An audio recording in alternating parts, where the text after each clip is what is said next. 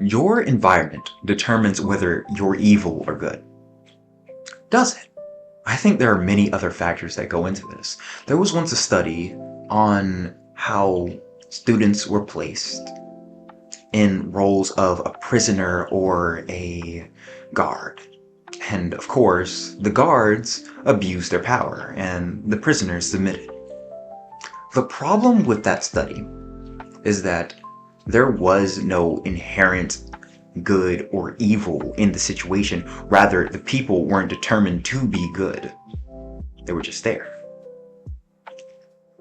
We're all under this pretense that humans are prone to do bad things when they're in the pursuit of power or when they have power. I think that's not true. And when you actually factor in everything about a human being, I think you'll find the same answer. First, let's go over personality. Someone's personality really defines if they'll do something evil or if they'll do something good, or rather, their own moral code. You can be placed somewhere where thousands of people are doing the same thing, and either you can go with them or you can do something else. A lot of people are fearful of doing that other thing in the pursuit of trying to fit in. And that's where this comes in. Because society believes everyone's always trying to fit in. So, in pursuit of trying to fit in, when people are given the choice to do evil in an evil environment, they'll do so. But no.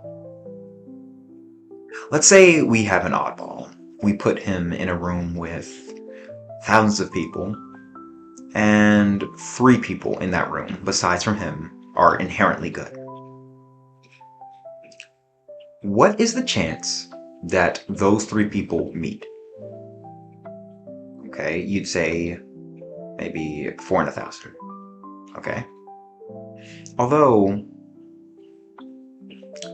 history has proven that people of the same nature usually flock together, right? Or rather, they usually gravitate towards each other. Now, let's break it down a little bit further. Let's not say they're black and white. Let's not say they're good and evil.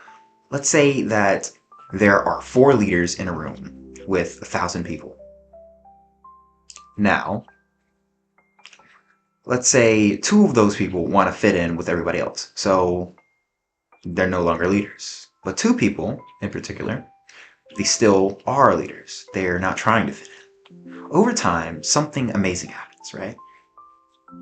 Those people that aren't trying to fit in, those 2 leaders, they gain a following. They start by maybe 1. They do some weird things. There's 1 person following them, then 2, then 3, then 4. See where this goes? It's really not the environment that causes these things. It's the person, the people that you're around. That's why it's so integral that you foster the right people around you, or rather, you're fostered in an area where people are loving towards you, or people are gravitating towards you, if that makes any sense.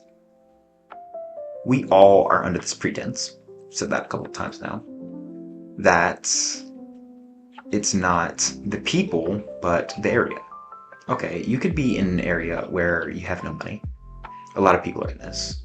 They are very broke. But you could have a lot of people around you that are very loving.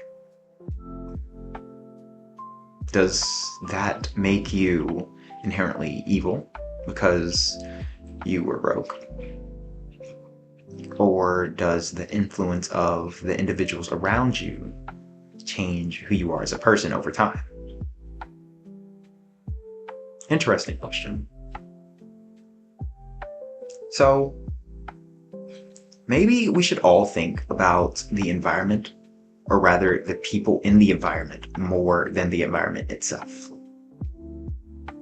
Giving thought to who you're around is really what's integral to a person's growth in the long term. and their mentality of whether they're good or evil. Jimmy, he could be in a room with 10 good people, and he's an inherently bad one.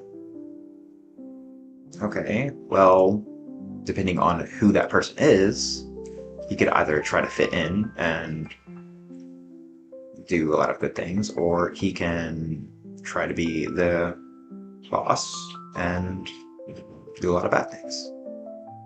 Simple. But it's not the room itself that causes this. So, I have another question for you. Do you think you've surrounded yourself with the right people? And if not, how do you plan on surrounding yourself with the right people? Honestly, this was a test video, but if you guys liked it, comment.